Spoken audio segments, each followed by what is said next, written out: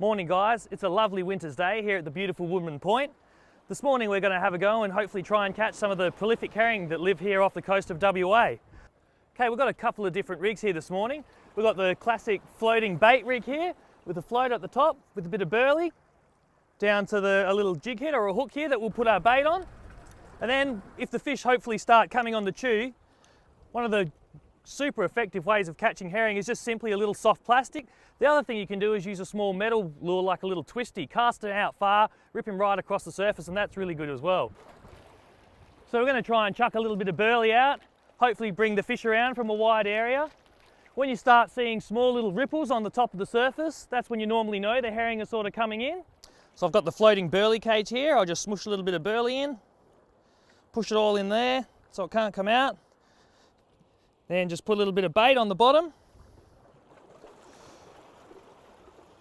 It's really quite simple. You just cast it out. You don't need to give it a big wrench, just a small little flick out there. Click the bail arm over and just very slowly reel it in.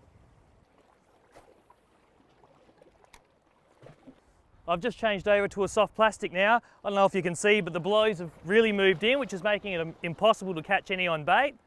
The beauty with either a little soft plastic like I've got in here or a little metal like a little twisty is you just cast it out, keep the rod tip low, turn the reel about 2 revolutions every second with a few twitches in there, and the blowies, you won't have any problem with the blowies, so hopefully all we catch is some nice herring.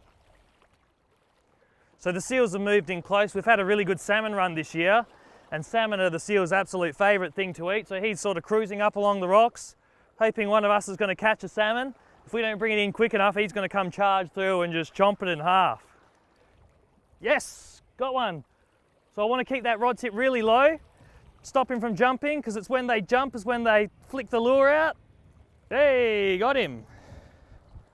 That's a nice little herring. It's been really tough this morning.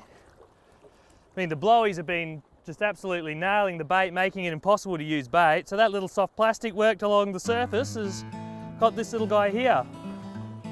So if you want to learn more about catching fish on lures or just fishing in general, I'll be at this year's Manager Boat Show from the 7th to 9th of October.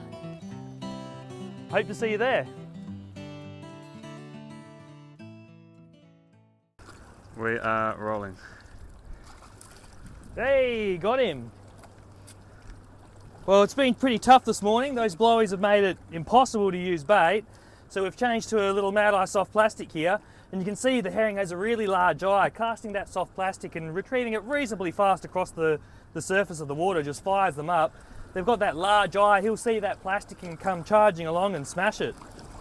So he's a beautiful little herring. I mean, they're a great species for kids.